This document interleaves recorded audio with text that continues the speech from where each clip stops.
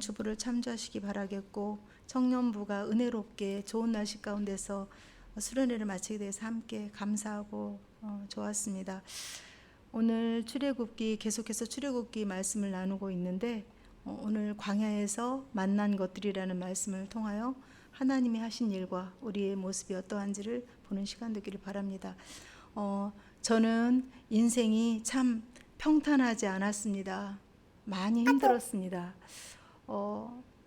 제 잘못으로 인하여 당한 어려움도 있었지만 제 잘못과는 상관이 없는, 내가 의도하지 않았던, 내가 원하지 않았던 그런 인생의 길이 어릴 적부터 저에게 펼쳐졌고 많이 힘들었습니다. 광야라는 곳이 어떤 곳인지도 익히 알고 있고요. 그러나 또 어떤 다른 광야를 만나면 또 새로운 인생의 경험이 되겠죠. 그래서 제 안에는 막연한 두려움이 항상 있었습니다. 또 내 인생 앞에 무엇이 찾아올까? 어떤 것이 예비되어 있을까라는 두려움이 참 많았습니다. 특별히 남편이 돌아가시고 나서 이제 내 인생은 어디로 또 튈 것인가? 어떻게 또 내 인생을 살아가게 될 것인가? 그때만 해도 제가 참 몸이 많이 아팠던 상태였는데, 그런 고민을 안고 이제 제 의식 안에, 우리 하나님을 믿는 한국 사람들 안에는 껍질을 까면 거기 안에 불교도 있고 유교도 있고 샤머니즘도 있다고 했는데, 그것이 기쁘거나 합당한 일은 아니지만 그런 부분들이 상당히 있습니다. 그래서 저도 사주팔자라든가 어떤 그런 거에 대해서 많이 생각을 하게 됐고, 제 인생이 많이 힘들었기 때문에 그런 부분에 대해서 생각을 아니할 수 없었던 그런 기억이 있습니다. 그때 제가 그런 고민을 하면서 하나님 앞에 이제 기도를 했습니다. 하나님, 내 인생에 또 어떤 일이 일어날까요? 어떤 일이 또 나를 힘들게 할까요? 어떤 일이 또 갑자기 나에게 와서 우울하게 할까요? 하는 그런 두려움을 가지고 기도할 때 하나님께서 저의 마음에 하나의 깨달음을 주셨습니다. 기도했기 때문에 하나님이 주셨다고 믿는 거죠. 그때 하나님께서 앞으로 어떻게 인생을 이끌어 가시든 이유 없는 고난을 주실 이유가 있겠느냐? 이유 없는 고난은 우리 인생에 오지 않는다라는 그런 확고한 마음이 들었고 평안함을 얻었습니다. 그 말씀 가운데, 그래, 앞으로 또 어떤 일이 오든지 간에 혹여 어려울지라도 그것은 내 인생에 주신 하나님이 유익이고 가장 고귀한 것이고 내 인생에 하나님 최선의 선택일 것이다 라는 생각을 하면서 두려움에서 이제 빠져나오게 되었습니다. 오늘 이제 첫 번째로 일반 은총과 특별 은총에 대해서 한번 나눠보도록 하겠는데요. 광야는 하나님을 경험하기에 적합한 곳입니다. 그러나 그곳은 사단도 강하게 역사하는 곳이기도 합니다. 또한 결핍과 메마름으로 질식할 것 같은 곳이 광야입니다.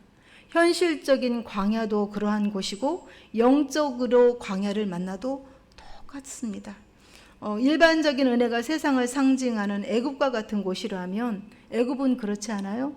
나일강이 풍부히 흐르고 발짓만 조금 하면 물을 대서 얼마든지 풍부한 농산물을 얻는 곳이라고 들었습니다.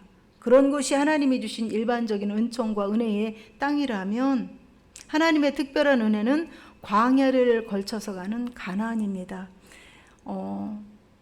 하나님의 백성들이 애굽에 살았지만 그 애굽에 있어서 일반적인 풍성한 은혜를 누리면서 그 은혜를 누리는 것이 하나님으로부터 왔다라는 그런 공급자에 대해서는 망각하고 살았습니다. 그냥 있는 거지 뭐, 주어진 거지 뭐, 이렇게 생각을 했던 거죠. 세상에서 일반 은총 속에 사는 사람들은 그 모든 누리는 것이 하나님의 손길임을 전혀 알지 못합니다. 얼마나 기가 막힌 일들이 많습니까? 우리가 누리는 모든 것이 생명의 탄생부터 호흡에 이르기까지 모든 부분이 하나님의 주신 은혜입니다. 그런데 전혀 하나님에게 감사치도 않고 그분의 은혜를 생각하지 않습니다.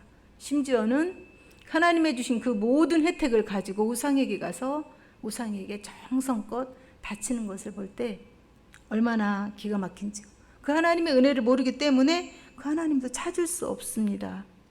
그렇지만 언젠가 이제 그 모든 하나님의 은혜를 잃어버릴 그 딸에는 이 모든 것이 공급하는 분이 있었구나 라고 깨닫게 될 것입니다.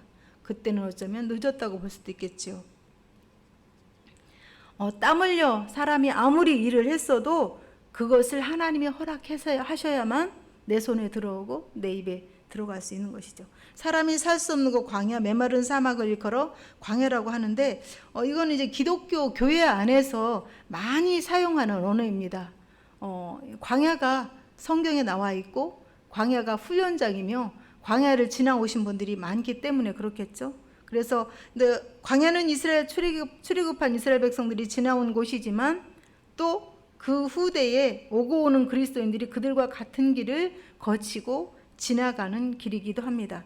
하나님과 함께 광야를 지나며 그곳에서 하나님을 만나고 누리고 체험하는 곳입니다.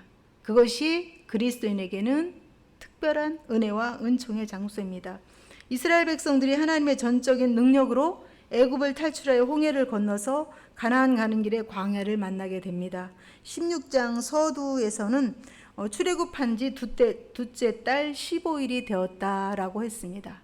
그리고 이제 거기에서 이제 광야의 삶이 펼쳐지는 거죠. 19장에 가서는 애굽 땅을 떠난 지 3개월 만에 시내 광야에 이르게 되었다라고 기록이 되어 있습니다. 이스라엘 백성들이 그 어간의 광야에서 광야의 괴로움을 이제 온전히 온몸으로 체험하게 되는 거죠. 그들이 광야에서 만난 것들, 그런데 그 광야를 이끌어오신 하나님의 섭리가 무엇일까? 하나님의 말씀은 또 금년에 보고 내년에 보면 또 다른 은혜가 있기 때문에 오늘 이 말씀을 통해서 그간 알지 못했던 광야, 또 내 모습, 하나님이 어떤 분인가를 알아갈 수 있는 시간이 되었으면 좋겠습니다. 광야에 들어가서 육체의 안락과 쾌락과 공급이 원활치 않은 것을 보고 먹을 것조차 공급되지 않자 오늘 본문 말씀 읽었던 것처럼 그들은 모세와 아론을 향하여 원망합니다. 그들이 모세와 아론을 향하여 원망하는 것은 16장 8절에 너희가 원망하는이 어찌 됨이냐? 그것은 우리를 향하여 원망함이 아니라 하나님께 대한 것이다. 이렇게 말씀을 하고 있습니다. 하나님은 왜 그들이 원망하기 전에 먹을 것을 대령하지 않았을까요? 하나님은 우리의 필요의 모든 것들을 알고 계신 분이신데 왜 그들이 원망 불평해서 아우성을 치도록 놔뒀을까요? 그것을 통해서 우리는 우리의 실체와 실상을 알 수 있습니다. 하나님이 그들이 원하는 것을 미리 주지는 않았지만 성경을 통해서 보건대 예비는 해 놓았다는 것을 알 수 있습니다. 최고로 적합한 식물을 예비하고 주셨던 거죠. 미리미리 준비해 주지 뭘 그렇게 아우성 치는 것을 보고 그런 좋지 못한 모습을 보고 나중에 그것을 줬을까? 그렇게 말씀하신다면 미리미리 공급해서 있으면 그것이 광야가 아니겠죠? 그리고 그렇게 한다면 하나님의 특별 은혜와 은총과 하나님의 공급하심을 모를 것입니다. 사람들이 기도하고 나서 어떤 일이 있을 때 그 일이 이루어졌을 때 나중에는 믿지 않는 사람들이 주변에서 그러죠. 뭘 때가 됐기 때문에 됐겠지. 그렇게 얘기하겠죠. 또 그런 말에 솔깃해서 엄마 그럴 수도 있어. 이렇게 생각하겠지만 근거는 기도를 하고 얻었다는 것입니다. 그러므로 하나님의 공급하신 것이죠. 그들은 비록 어린아이 신앙이었지만 하나님의 능력을 충분히 보았습니다. 애굽에서 놀라우신 하나님의 능력으로 도저히 있을 수 없는 출애굽을 하였고 또 그들이 비록 미성숙했지만 하나님의 놀라우신 능력을 다 익히 봐서 알고 있습니다. 그런데 그들은 어떤 일만 만나면 계속해서 죄송합니다. 이런 말씀을 드려도 될런지 그 유행가를 좋아하는 사람들은 자기가 좋아하는 것을 18번이라고 하잖아요. 출애굽기부터 성경 전체에 이르러서 18번이 있는데 어찌하여 우리를 여기로 이끌어내서 우리를 죽게 하느냐. 계속해서 가나안에 들어가기 직전까지 그렇게 시위를 합니다. 하나님의 18번은 또 뭘까요? 하나님의 18번은 내가 어떻게 애굽 땅 종되었던 곳에서 너희를 독수리가 그 새끼를 업어나르듯이 너를 데리고 나왔는데 계속해서 구약 내내 그 말씀을 심심하면 하세요. 하나님의 하나님됨이 광야에서 나타나고 그리고 하나님과 원수된 채로 하나님과 멀어진 그런 인간의 실상이 광야에서 보입니다. 하나님이 하나님에 대해서 그렇게 보여주고 증거해 주셨지만 계속해서 금방 태어난 아기가 막무가내로 발부둥치면서 우는 것 같은, 피투성이가 어린아이가 우는 것 같은 그런 이스라엘 백성들의 모습을 볼 수 있습니다.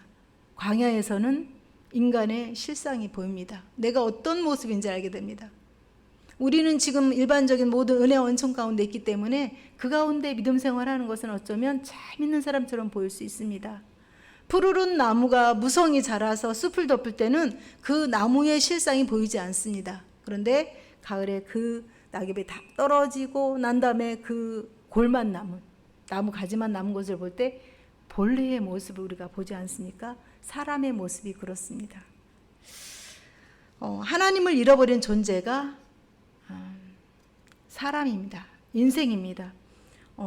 사람이 타락하면서 우리는 그저 죄 지은 인간이 하나님한테 혼쭐나고 또 책망받고 에덴에서 쫓겨나고 결국에는 죽음의 형벌이로 그렇게 끝나는 것이 운명이라고 알고 있습니다. 이것이 골격입니다.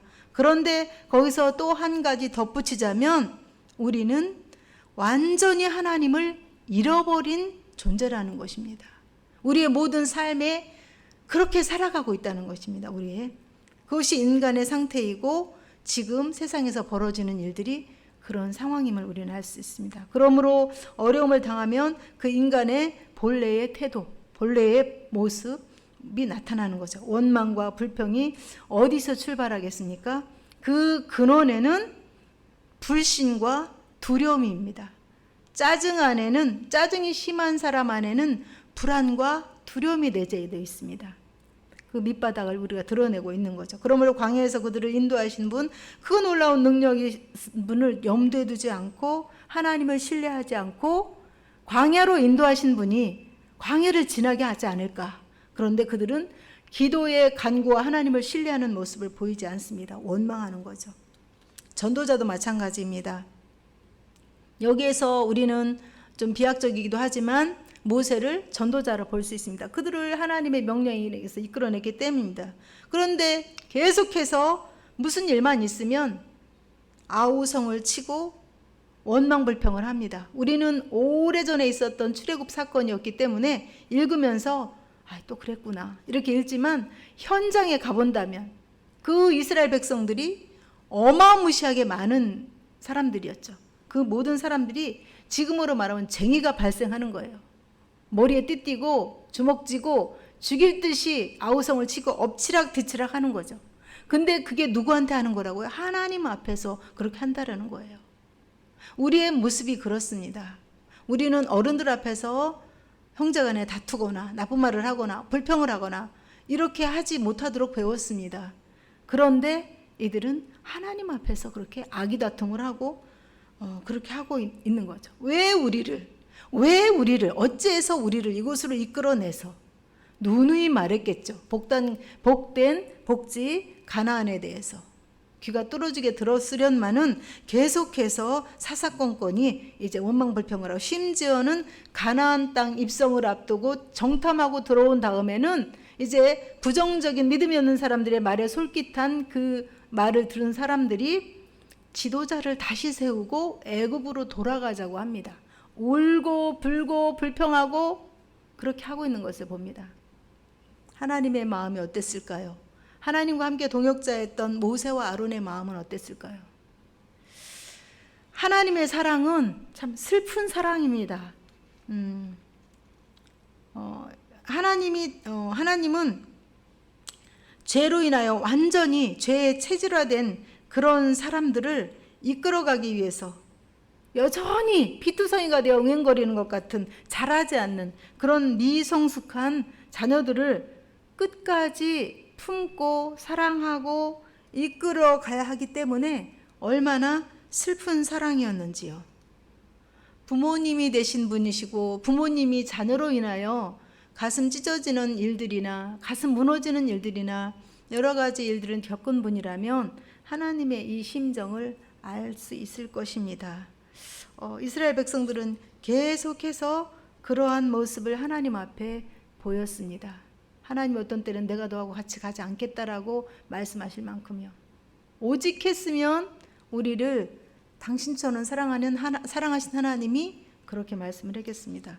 또 이 말씀은 전도자에게도 합당합니다.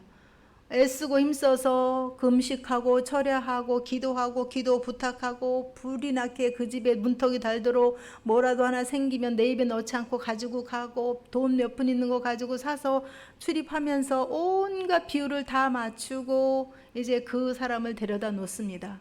이스라엘 백성들하고 똑같은 일들이 많이 벌어집니다. 교회 안에서도요. 하나님이 자기가 생각했던 어떤 하나님이 아니라고 느껴질 때 이스라엘 백성들하고 똑같은 일이 벌어지고, 게다가 어떤 일이라도 좀 만나면 내가 예수를 믿었더니 종교를 바꿨더니 이렇다는 동, 다시 안 믿어야 되겠다는 동, 교회 안 가겠다는 동, 약속해놓고도 그날 아침이 되면 무슨 일이 있다는 동, 별일이 다 많지 않습니까? 얼마나 우리가 가슴 태우면서 힘겨운 시간을 씨름을 하고 있는지요. 우리 유초동부에서도 요즘 그런 일이 벌어지고 있습니다. 우리 곡반초동에서 첫 열매인 우리 사랑스러운 두 남매가 있는데 우리 최 권사님하고 아주 친하게 사귀고 있습니다.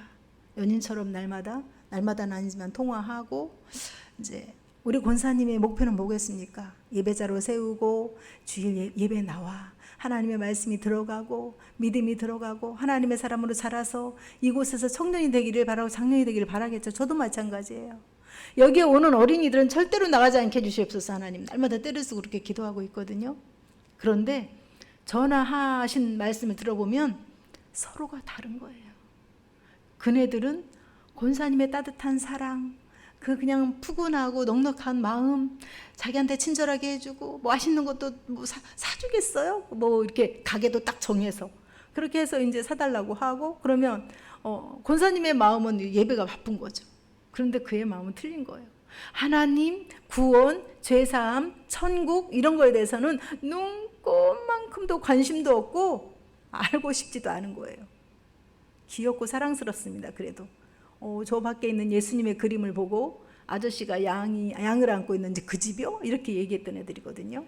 예수님 아저씨는 생전 처음 들어봤습니다.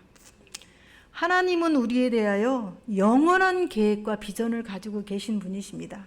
가장 좋은 것, 유익한 것, 복된 것, 그것을 우리에게 주시기를 원하십니다. 부모님도 마찬가지죠.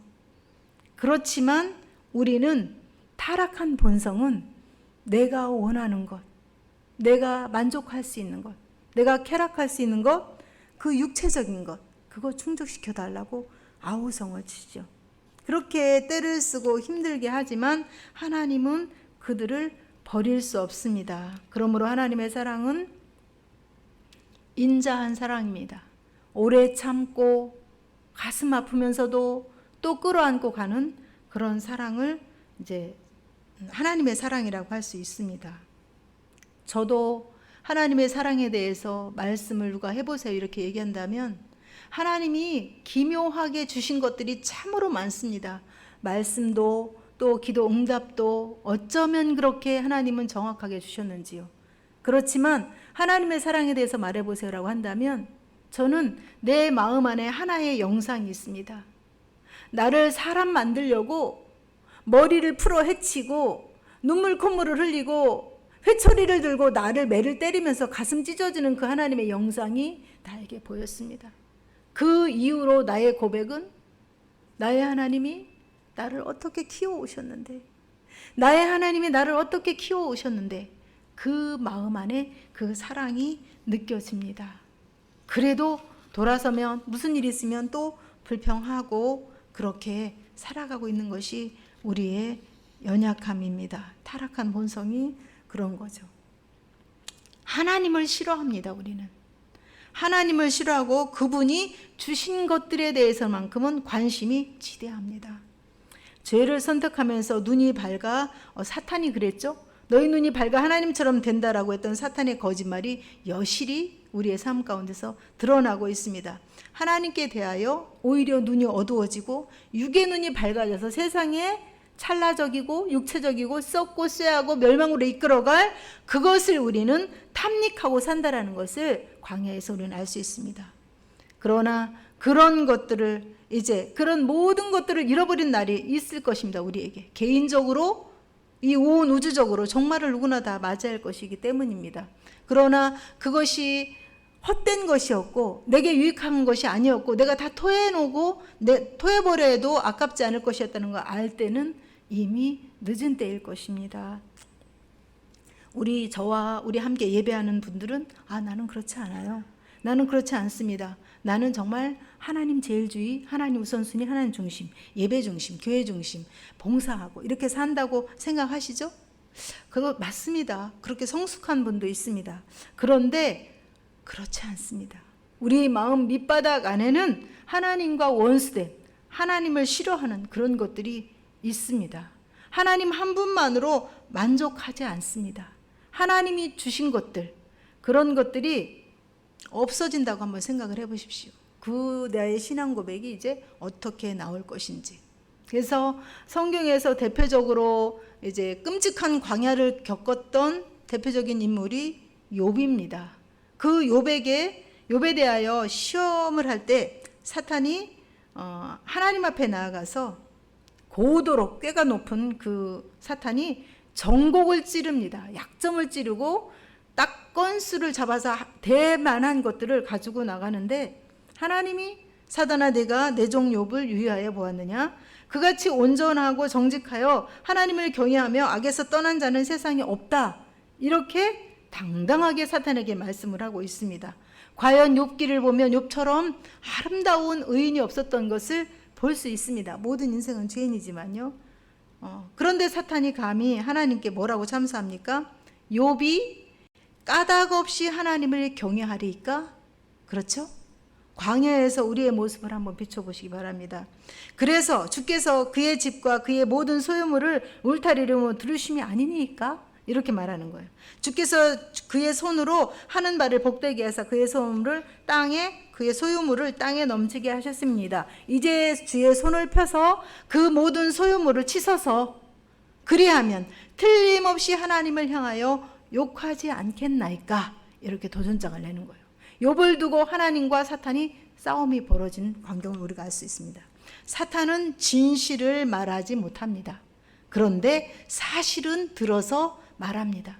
사실을 들어서 지금도 끊임없이 하나님에게 우리를 참소하고 있고 어떤 일이 있을 때 사실을 들어서 우리가 참소하게 하고 사실을 봤다고 이야기하게 하고 분란을 일으키게 하고 이건 사실이잖아 라고 해서 서로가 비판하고 비난하고 교회 안에서도 분란이 일어나고 한 사람을 죽이는 일에 사실이 동원된다는 것을 알아야 합니다.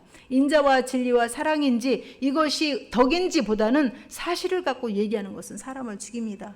지금 정치판을 보면서도 가장 안타까운 것들이 그것입니다.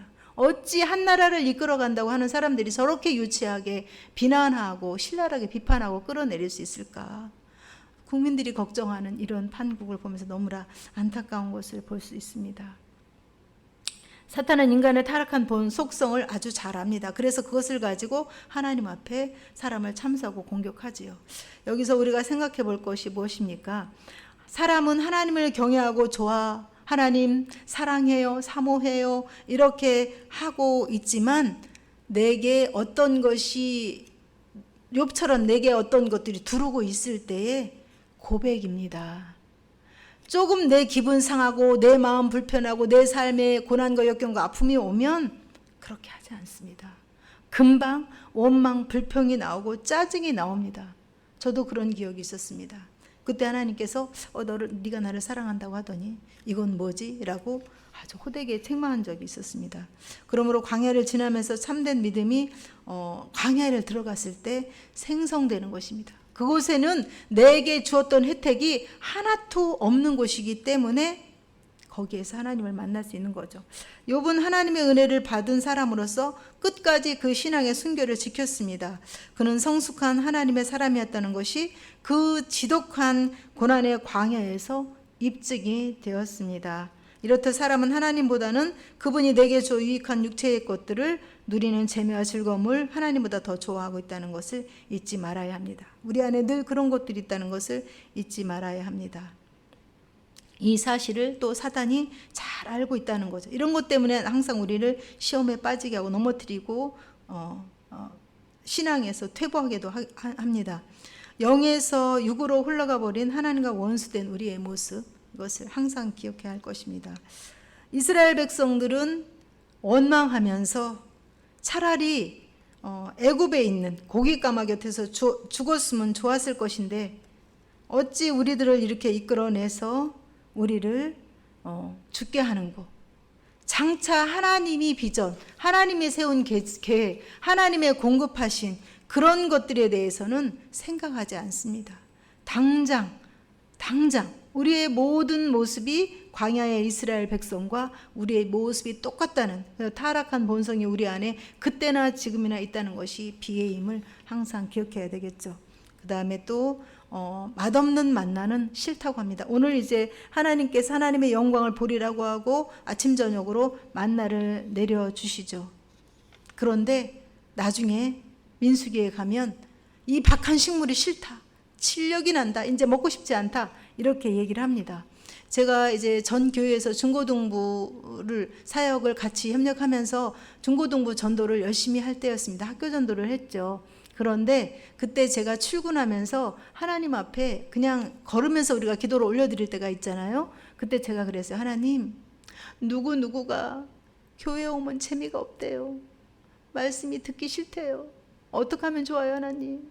막 이렇게 고민하고 그 고민을 하나님 앞에 올려드리고 올 때 내 머리 안에 딱 어떤 것들이 스쳤는데 이스라엘 백성들의 모습이 보였습니다.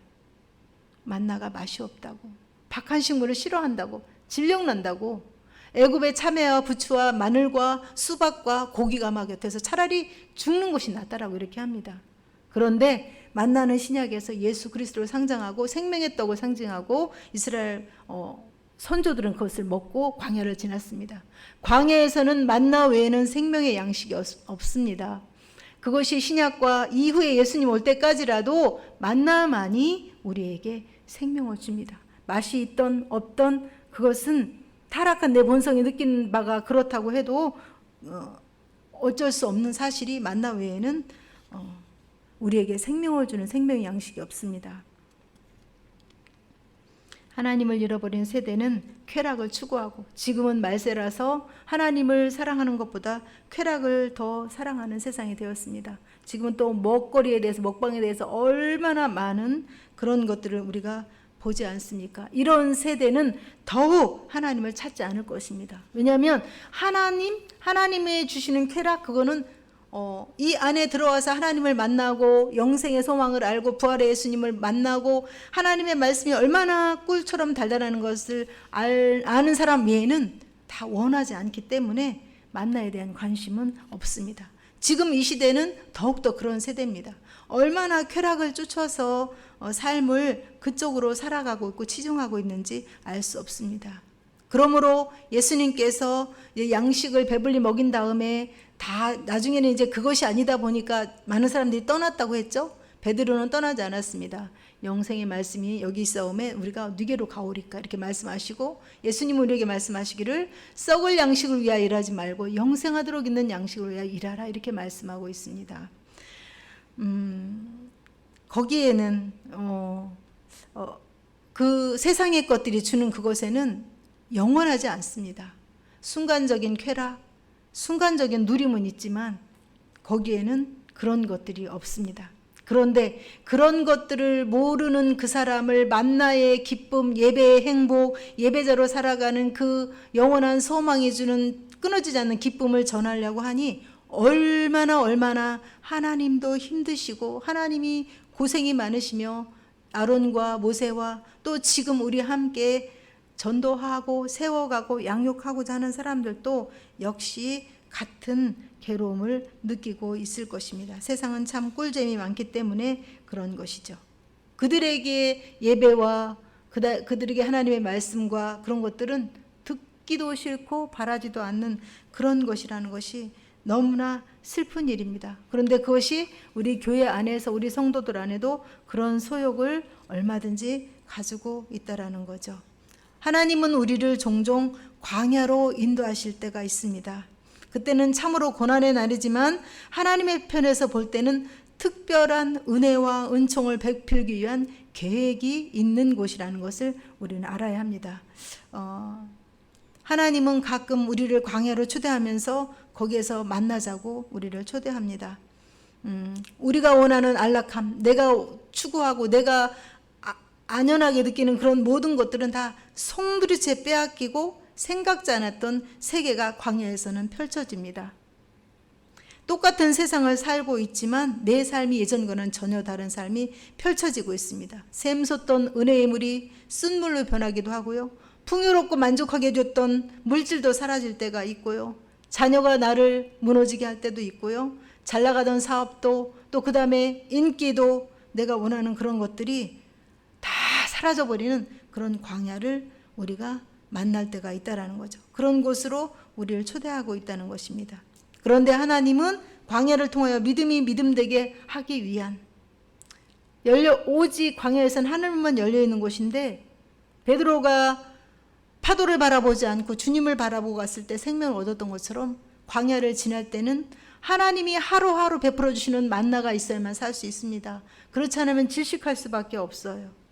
오직 주님만 바라보고 갈 때 죽음의 광야에서 살 수 있습니다. 잠시라도 곁을 바라보면 금방 우리는 마음이 무너지고 삶이 무너지고 하나님의 영광을 가리고 믿음에서 떠날 것입니다. 오직 신실하게 나를 이끌어 가실 그 하나님만 바라보고 갈 수 있는 것이죠. 믿음이 어릴 때는 무슨 일을 만나면 당황하고 불평하고 원망하고 이게 무슨 일인가 막 당하는데 이제 신앙이 성숙하신 이제 우리 성도님들과 우리들은 그렇게 생각하지 않을 것입니다.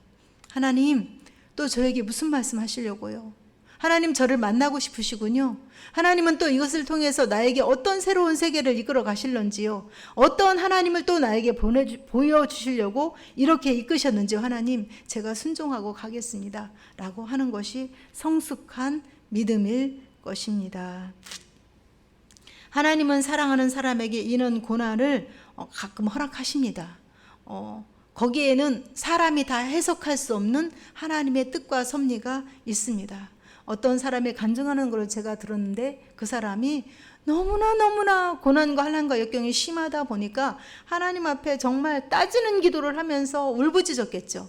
그러면서 하나님은 나를 사랑하신다면서 어찌 내 인생 앞에 이렇게 기가 막힌 일들을 이렇게 열거해 놓고 저를 여기를 걸어가라고 하십니까? 하나님은 사랑하시는 사람한테 이렇게 하시는 분인가요? 라고 하고 몸부림을 쳤는데 하나님이 딱 한마디 했다고 하더라고요. 나는 그래. 이렇게 해요. 거기에 얼마나 많은 뜻이 있었겠습니까? 육이 벗어지는 것. 나의 자아가 깨어지고 내 고집과 주장과 내 주권과 내 주인된 것들이 깨어지고 육을 벗고 영의 사람으로 태어나는 것이 광야입니다. 하나님도 그렇게 말씀하고 있습니다. 너가 순종하는지 아니하는지 내가 보려고 너를 그렇게 이끌었다고 말씀을 하고 있습니다. 이제 신명기를 통해서 하나님께서는 그렇게 말씀을 하고 있습니다. 내가 이 광야를 걷게 한 것은 광야는 준 지옥이지만 하나님께서 우리를 그곳으로 인도하신 것은 하나님의 사람으로 만들어서 순종하게 하려고 너를 장차 이끌어서 영원한 생명의 길로 이끌어 가려고 그렇게 했다고 말씀을 하고 있습니다. 그러면서 하나님께서는 그 광야에서도 발이 부르트지 않았고 우리의 모든 필요를 그때마다 알아서 우리에게 채워주셨던 분입니다. 40년 동안 걸었지만 하나님은 그곳에서 우리를 낮추시고 순종하게 하시고 그리고 만나에 대해서 알게 하시고 장차 영원한 생명의 양식이 되실 예수님에 대해서 광야에서 배우게 했습니다. 광야는 참 시험과 연단의 장소입니다. 사람의 힘으로는 통과하기 거의 불가능한 곳이 광야입니다. 저도 그렇습니다. 광야를 지날 때 오직 신실하신 하나님에 대하여 믿고 가지 않으면 견딜 수가 없습니다. 영적으로도 육적으로도 그렇습니다. 그런데 요즘 우리가 찬양하는 것 중에 내가 걷는 이 길이 혹 굽어도는 수가 있어도 또 이 어두운 밤이 밝아질 것 같지 않아도 그래도 내 마음에 기쁨을 잃지 않는 것은 실수가 없으신 하나님이기 때문에 신실하신 그 하나님을 신뢰하기 때문에 내가 웃고 찬양할 수 있다고 그렇게 고백하는 찬양이 있습니다. 예수님도 광야를 통과하고 거기서 시험을 받았습니다. 우리도 마땅히 하나님이 이끌어 가시는 대로 순종해야 합니다. 거기에서 나의 모습을 보고 하나님의 영광을 보고 하나님이 어떤 분인지를 깨달아가고 또 하늘에서 만나가 내림을 통하여 하늘의 양식을 맛보고 이 땅에 썩어질 것만 있는 것이 아니라 영원한 생명이 있다는 것을 알게 하신다는 것은 얼마나 큰 은혜입니까? 저와 여러분이 또 앞으로의 인생이 화창하고 천국의 소망이 든든하고 행복한 날들이 있기를 바라지만 지금 광야를 지나는 사람도 있고 또 앞으로 우리에게는 어떤 일을 만날지 모릅니다. 그렇지만 이스라엘 백성들을 이끌어 가실 때에 그들에게 실수가 없으셨던 하나님, 신실하신 하나님, 이제껏 또 나의 인생의 길을 신실하게 이끌어 오셨던 그 하나님, 종국적으로 나의 인생에 가장 유익하고 선하고 복된 것을 이끌어 가신 하나님, 그 하나님이 이끌어 가시는 그 섭리는 내가 다 알 수 없지만, 내게 말씀해 주셔도 내가 이해할 수 없지만, 그 하나님은 근시안적인 내 눈과 내 육체의 소욕과는 전혀 다른 계획을 갖고 계신 것이 하늘이 땅에서 높음 같이 다르다는 것을 우리는 깨달아야 할 것입니다.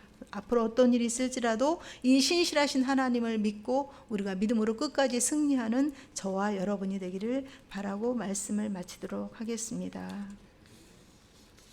우리 함께 말씀을 가지고 기도하도록 하겠습니다.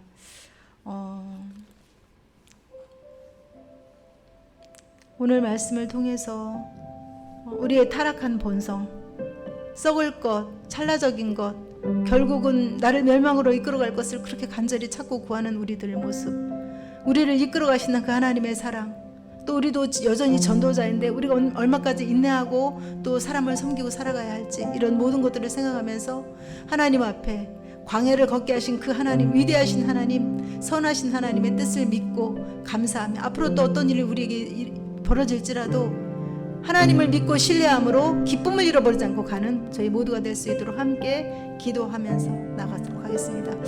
하나님 아버지 감사하고 찬양합니다. 하나님 아버지, 우리의 타락한 본성은 근원적으로 하나님을 잃어버렸습니다. 하나님을 싫어하고 하나님은 원수가 되어 있습니다. 그러므로 하나님의 것도 원하지 않고 찾지 않습니다. 찰나적이고 썩어지고 쇠하고 낡고 멸망으로 이끌어갈 그것을 얼마나 우리는 추구하는지 알 수 없습니다. 지금도 여전히 그것을 우선순위로 하고 세상을 살아갈 때가 너무나 많습니다. 하나님, 체질적인 근본적인 죄를 주여 불쌍히 여겨주시옵소서. 하나님은 광야로 우리를 이끌어서 하나님을 보게 하시고 하나님의 영광을 보여주시고 나의 모습을 발견하게 하십니다. 그리고 육을 벗고 영의 사람이 되게 하십니다. 하나님, 이 땅의 사람이 아니라 천국의 소망 있는 사람으로 이끌어 가십니다. 하나님은 영원한 계획이 계시고 하나님 아버지여, 어린아이처럼 발버둥치는 피투성이가 된 우리를 이끌어 가시는 분이십니다. 하나님, 그 하나님을 신뢰하고 우리가 또 일어나 걷기를 원합니다. 하나님 아버지, 우리의 인생의 앞길에 하나님 화창한 날도 있을 것이고 비 오는 날도 있을 것이지만 그 하나님은 궁극적으로 우리에게 가장 좋은 것을 주시는 분이시고 유익을 계획하신 분이시고 이루어가시는 분이심을 믿고 신뢰하고 갈 수 있도록 성령님 붙들어 주시옵소서. 지금도 광야를 지나고 있는 심령들이 있습니다. 그런 광야를 만난 육신도 있고 삶도 있고 인생도 있습니다. 하나님, 그곳에 찾아가 주시옵소서. 하나님, 그곳에서 하나님의 영광을 보여주시옵소서. 하나님의 위로를 보여주시옵소서. 하나님의 능력을 보여주시옵소서. 내가 주인 삼은 나를 내려놓고 이제 주님의 주권 되심과 주님의 주인 되심과 하나님의 신실하심을 믿고 믿음으로 승리할 수 있도록 하나님 붙들어 주시기를 간절히 소원하옵나이다. 주여, 저희들의 연약함을 불쌍히 여겨주시옵소서. 우리 교회 안에도 하나님 누구에게도 말할 수 없는 광야를 지나며 고민하며 고독하며 하나님 쓸쓸하며 하나 해결책이 없는 어려움을 마주치는 사람들도 있을 것입니다. 그곳에 하나님 찾아가 주시옵소서. 생명의 만나로 하나님의 영광을 보이시고 이스라엘 백성들이 찾아오셨던 주님, 하나님 아버지, 바위를 아버지 쳐서 생수가로 넘치겠던 그 주님이 우리를 시원한 곳, 넓은 곳, 평안한 곳으로 인도하여 주시기를 간절히 소원하옵나이다. 하나님, 신실하신 하나님 온전히 믿고 신뢰하고 갈 수 있도록 우리를 붙들어 주시옵소서.